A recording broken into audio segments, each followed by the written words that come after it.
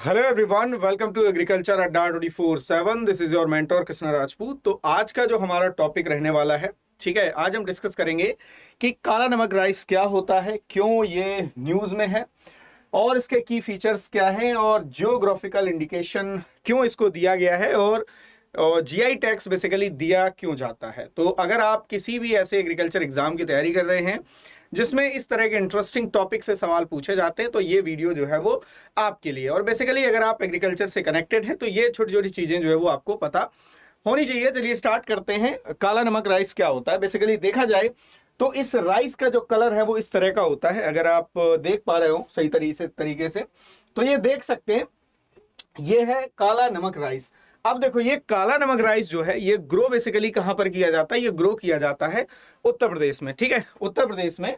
तो उत्तर प्रदेश गवर्नमेंट ने क्या किया, इसको अनाउंस मतलब इसको जीआई टैक्स दिया गया है। ठीक है, और जीआई टैक्स क्यों दिया गया है, क्योंकि इसकी कल्टीवेशन को प्रमोट किया जा सके, ठीक है, प्रोडक्टिविटी को प्रमोट किया जा सके और इसकी ग्लोबल मार्केटिंग रीच को बढ़ाया जा सके। ठीक है, तो इसको उत्तर प्रदेश में जीआई टैक्स दिया गया है। ठीक है, जीआई टैक्स बेसिकली क्या होता है कि ये उस पर्टिकुलर रीजन को रिप्रेजेंट करता है, उसकी क्वालिटी को रिप्रेजेंट करता है ये। ठीक है, तो ये 2013 में इसको जीआई टैक्स दिया गया था। इसके साथ साथ देखा जाए तो इसके फीचर्स क्या है, देखा जाए तो जैसे ट्रेडिशनल एंड ऑर्गेनिक, अगर हम ट्रेडिशनल कल्टीवेशन करते हैं, ऑर्गेनिक फार्मिंग करते हैं, तो ट्रेडिशनल या ऑर्गेनिक फार्मिंग में क्या होता है, हम कोई भी किसी भी तरह का केमिकल या सिंथेटिक केमिकल यूज नहीं करते हैं।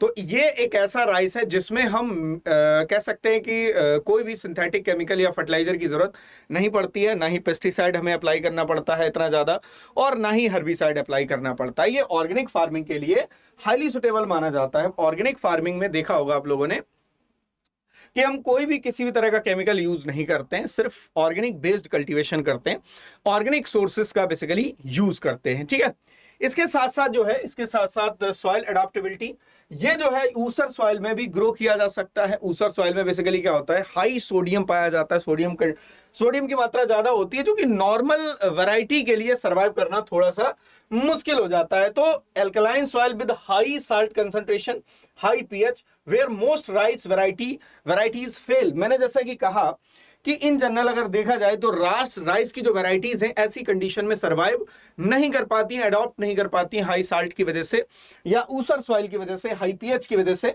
बट ये जो काला नमक राइस है, इसको आसानी से इस तरह की सॉइल में ग्रो किया जा सकता है। इसके बाद डिजीज रेसिस्टेंट है ये।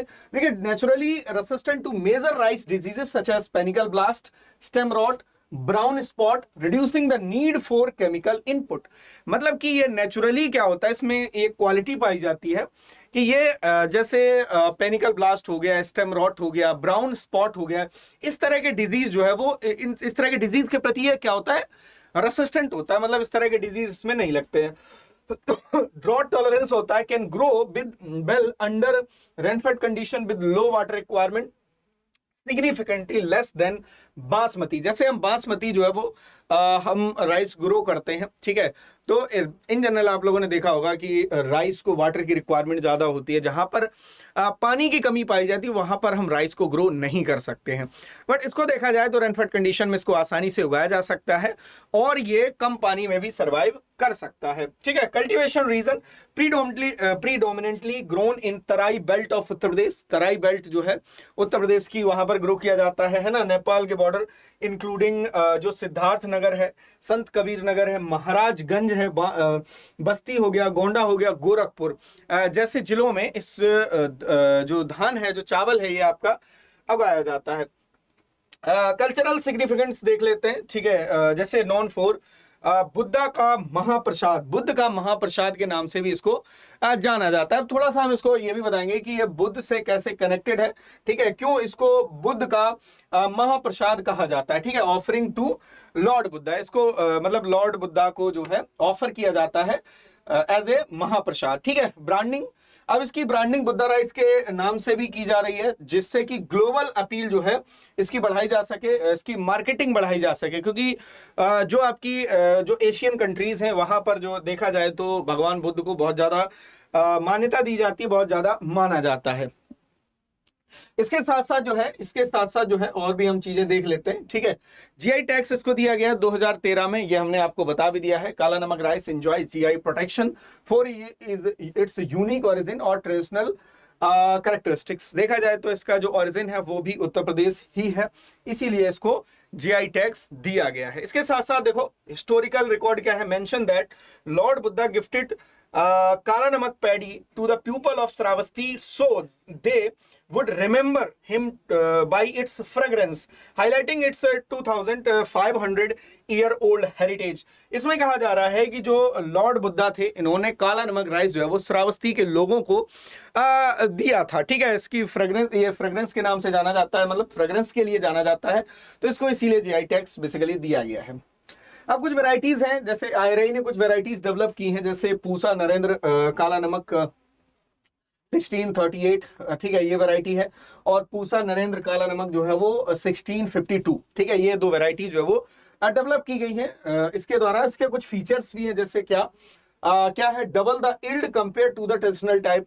जो ट्रेडिशनल वैरायटीज हैं, जो लोकल वैरायटीज हैं, उनके कंपेरिजन में इसकी जो इल्ड होती है, जो उपज होती है, वो डबल होती है, जस्ट डबल होती है, ठीक है। Easier to cultivate and harvest, आसानी से इसको कल्टीवेट किया जा सकता है, कोई भी नई टेक्निक की इसमें जरूरत नहीं पड़ती, और आसानी से इसको हार्वेस्ट भी किया जा सकता है। Developed and tested in collaboration with Acharya Narendra Dev, university of agriculture and technology Ayodhya, ठीक है। तो इसको विकसित किया गया और टेस्ट किया गया, ठीक है, किसके कोलैबोरेशन के साथ, जो एनडीएयूटी यूनिवर्सिटी है अयोध्या उत्तर प्रदेश में, उसके साथ इसको कोलैब करके टेस्ट किया गया है। Joint efforts by IRI and UP Council of Agriculture aim to make seed widely available to farmer। यानी कि अब इसके साथ साथ जो है वो IRI ने मतलब ज्वाइंट एफर्ट, मतलब कह सकते हैं इसके साथ मिलके यूपी काउंसिल ऑफ एग्रीकल्चर के साथ मिलके जो है ज्यादा से ज्यादा सीड प्रोडक्शन का टारगेट लिया है, जिससे कि ज्यादा से ज्यादा ये किसानों तक पहुंचाया जा सके और इसकी कल्टीवेशन की जा सके। इसके साथ साथ कुछ हेल्थ बेनिफिट भी हैं। इसके हेल्थ बेनिफिट बेसिकली क्या है, रिच इन एंटीऑक्सीडेंट्स, ठीक है, एंटीऑक्सीडेंट्स का काम करता है। Micronutrient dense, high level of zinc पाया जाता है, आयरन पाया जाता है। तो इसमें क्या होता है, जिंक और आयरन की बॉडी में बेसिकली कमी नहीं होती है, और इस तरह के जो डिजीज हैं जो जिंक और आयरन की कमी से होते हैं, वो डिजीज इस राइस को कंज्यूम करने के बाद नहीं होते हैं। इसके बाद कॉग्निटिव हेल्थ, रेगुलर कंजप्शन में हेल्प रिड्यूसिंग अल्जाइमर रिस्क। देखिए अल्जाइमर को भी ये कम करता है। अगर आप लगातार इस राइस को कंज्यूम करते हैं तो इस तरह के डिजीज नहीं लगते हैं। और overall wellness aid to blood pressure regulation, blood pressure को रेगुलेट करने में मदद करता है। डायबिटीज मैनेजमेंट, डायबिटीज को कम करता है। स्किन रिपेयर करता है। Enhance overall Vitality and immunity, यानी कि ओवरऑल ये कह सकते हैं कि इम्यूनिटी को बढ़ाता है, ठीक है। तो देखा जाए तो ये राइस की अगर सिग्निफिकेंस देखा जाए तो ये भी अच्छा है। और इसके साथ साथ जो है ऑर्गेनिक फार्मिंग में भी इसका यूज किया जा सकता है या ग्रो किया जा सकता है, क्योंकि इसकी जो न्यूट्रिएंट रिक्वायरमेंट है, फर्टिलाइजर है, पेस्टिसाइड है, ये उसमें मतलब इसमें डिमांड कम होती है, इसमें डिमांड कम होती है। और भी देख लेते हैं सिग्निफिकेंस एक बार। एग्रीकल्चरल के हिसाब से क्लाइमेट रेजिलेंट है, लो इनपुट लगते हैं। ऑर्गेनिक खेती में इसका यूज किया जा सकता है। इकोनॉमिक के हिसाब से देखें तो हाई एक्सपोर्ट पोटेंशियल इसका ज्यादा है। Premium pricing in global Naik market, मतलब कि देखा जाए तो इसकी प्राइस भी अच्छी मिलती है। अगर आप अभी चेक करोगे तो काफी हद तक काफी ज्यादा इसकी प्राइस आपको देखने को मिलेगी। इसके बाद कल्चरल देखा जाए तो deep historical and religious associated with Buddhism, ठीक है, इससे रिलेटेड है। Nutritional offer significant health benefit and dietary value. तो ये आपका हो गया काला नमक, जिसमें हमने आपको बताया हेल्थ बेनिफिट क्या है, सिग्निफिकेंस क्या है, न्यू वैरायटीज कौन कौन सी हैं। जो देखो अगर आप आईबीपीएस एफओ का एग्जाम देने वाले हो तो आपके लिए भी इंपॉर्टेंट है। जीआई टैक्स 2013 में दिया गया, ठीक है, ये भी याद रखेंगे, है ना। और इसके बाद की फीचर्स क्या है काला नमक राइस के, और क्यों ये न्यूज में है। तो उम्मीद है कि आपको वीडियो अच्छा लगा हो। इस तरह के अगर वीडियोस अच्छे लगते हैं आपको, अगर आप किसी भी एग्रीकल्चर एग्जाम की तैयारी करना चाहते हैं तो हमारे इस चैनल पर जुड़ सकते हैं, चैनल को सब्सक्राइब कर सकते हैं। Thank you, all the best. मिलते हैं हम आपसे अगले वीडियो में। धन्यवाद।